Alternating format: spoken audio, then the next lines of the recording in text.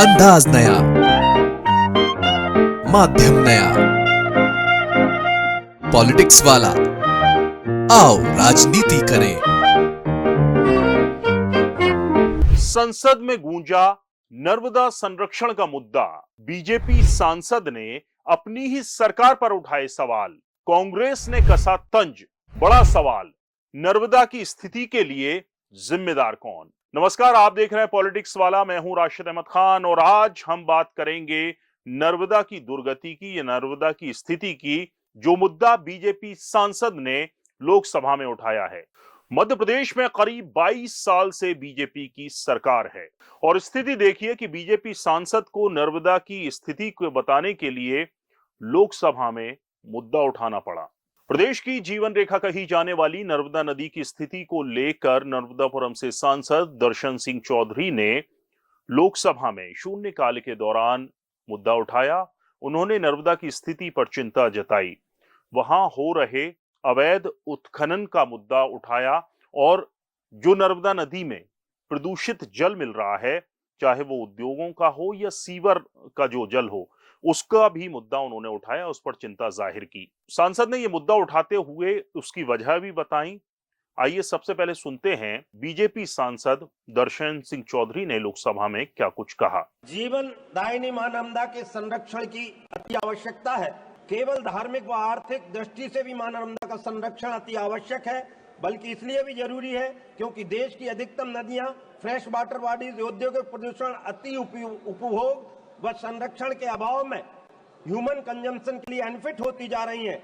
मां नर्मदा का भी बांधों व हाइड्रो पावर प्रोजेक्ट के निर्माण से मूल स्वरूप बदल रहा है। प्रदूषण के बिना फिल्ट्रेशन के नदी में छोड़े जाते हैं। पानी की गुणवत्ता खराब हो रही है। गैर कानूनी अधिक रेत खनन के कारण गंभीर खतरा उत्पन्न हो गया है। मां नर्मदा के संरक्षण हेतु मैं जल मंत्रालय से निवेदन करता हूं कि सेंट्रल वाटर कमीशन के संसाधन का उपयोग करना नर्मदा नदी के संरक्षण में योजना पर फिजिबिलिटी रिपोर्ट बनाई जाए। दर्शन सिंह चौधरी का वीडियो सोशल मीडिया पर शेयर करते हुए नेता प्रतिपक्ष उमंग सिंघार ने बीजेपी पर तंज कसा। उन्होंने लिखा, बीजेपी ने नर्मदा संरक्षण को कभी गंभीरता से नहीं लिया। उन्होंने आरोप लगाया कि एमपी में जो रेत माफिया पनप रहा है, उसे भी बीजेपी के नेताओं और अफसरों का प्राश्रय है। यही नर्मदा के प्रदूषण और रेत उत्खनन का कारण है। सिंगार ने लिखा कि दर्शन जी, यदि आपकी मांग पर कार्रवाई हो तो नर्मदा की बर्बादी के दोषी आपकी पार्टी के नेता और सरकार ही निकलेगी। नर्मदा के प्रदूषण और उत्खनन के लिए जनता कतई जिम्मेदार नहीं है। क्या आप अपनी ही पार्टी के नेताओं से इस्तीफा मांगेंगे या फिर हमेशा की तरह लीपापोती करके खुद को पाक साफ बताने का खेल खेलेंगे? सिंगार ने यह भी लिखा कि हालांकि आपकी हिम्मत की दात दी जानी चाहिए कि आपने अपनी ही सरकार पर सवाल उठाकर अपनी जिम्मेदारी का निर्वहन तो किया। अब यह सीएम का काम है कि वे अपनी ही पार्टी के सांसद के उठाए मुद्दे पर कार्रवाई करें। वैसे दर्शन सिंह चौधरी को पूर्व मुख्यमंत्री शिवराज सिंह चौहान का बेहद करीबी माना जाता है। कहा तो यह भी जाता है कि शिवराज सिंह चौहान की सिफारिश पर ही दर्शन सिंह चौधरी को लोकसभा का टिकट मिला और वो उनकी ही अगुवाई में चुनाव जीते। शिवराज सिंह चौहान खुद सीहोर जिले के जैत से आते हैं, जो कि नर्मदा नदी के तट पर बसा हुआ है। वो खुद को हमेशा की तरह किसान पुत्र के साथ साथ नर्मदा पुत्र भी कहते हैं और कहलाना पसंद करते हैं। कई बार ऐसा देखने को मिला कि नर्मदा नदी के आसपास से भी शिवराज सिंह चौहान गुजर रहे हों, या ऐसे मौके जब आते हैं तो वो तमाम सिक्योरिटी को छोड़कर खुद नर्मदा नदी में डुबकी लगाते हैं। बीच के 1.5 साल को छोड़ दिया जाए तो 2003 से 2025 चल रहा है, तमाम बीजेपी की सरकारें ही इसमें रही हैं। खासतौर से 2005 से लेकर 2023 तक शिवराज सिंह चौहान लगातार मुख्यमंत्री रहे, बीच का 1.5 साल का जो कांग्रेस का शासन था उसको छोड़कर।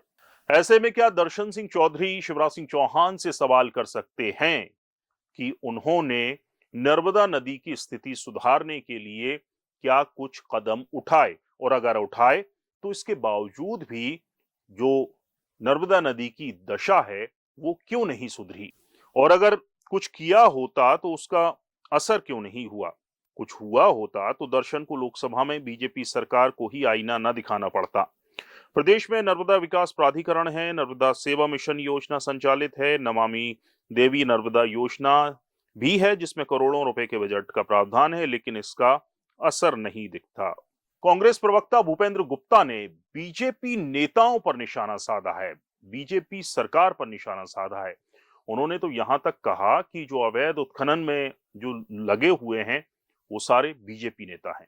आइए सुनते हैं पॉलिटिक्स वाला से बातचीत में भूपेंद्र गुप्ता ने क्या कुछ कहा।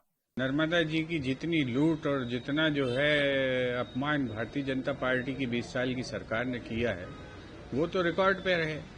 आज जो है नर्मदा जी का जो मुख्य घाट है जहां पर लोग स्नान करते हैं वहां कोरी घाट का नाला जो है सीधा नर्मदा जी में गिरता है। इसके लिए 33 करोड़ रुपया जो है कमलनाथ जी की सरकार ने दिए थे। क्या किया, नगर पालिका पूरे पैसे खा गई। एक जो है हरे रंग की जाली वहां पर खड़ी करके वो कह रहे हैं कि हमने जो है प्रदूषण रोक दिया है। ये जो और अवैध उत्खनन, ये तो इसके वीडियो हैं, सार्वजनिक हैं, रोज अभी भी हो रहा है। अभी तो पोकलेन और वो जेसीबी से हो रहा है। कौन देख रहा है इसको? सारे लोग लूटने में लगे हुए हैं। हमने देखा है कि दिल्ली में यमुना नदी के प्रदूषण का मुद्दा जोर शोर से उठा। विधानसभा चुनाव में आम आदमी पार्टी को इसका खामियाजा भी उठाना पड़ा और आम आदमी पार्टी सत्ता से बेदखल हो गई। मध्य प्रदेश में भी नर्मदा नदी को लेकर बहुत आस्था है।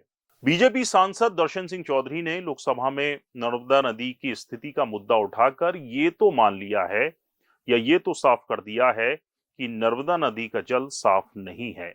सीवर पानी हो, सीवर लाइन का पानी हो या फिर जो कारखाने हैं उनका दूषित जल है नर्मदा नदी में मिल रहा है। अब बारी सरकार की है, क्या कुछ एक्शन लेते हैं। पहली बात तो ये जो भी हालात हैं नर्मदा नदी के वो उसको माने और उसको बेहतर करने की दिशा में ठोस कदम उठाएं। बहरहाल वीडियो पसंद आया हो तो लाइक कीजिए, शेयर कीजिए और हमारे चैनल पॉलिटिक्स वाला को सब्सक्राइब जरूर कीजिए। शुक्रिया।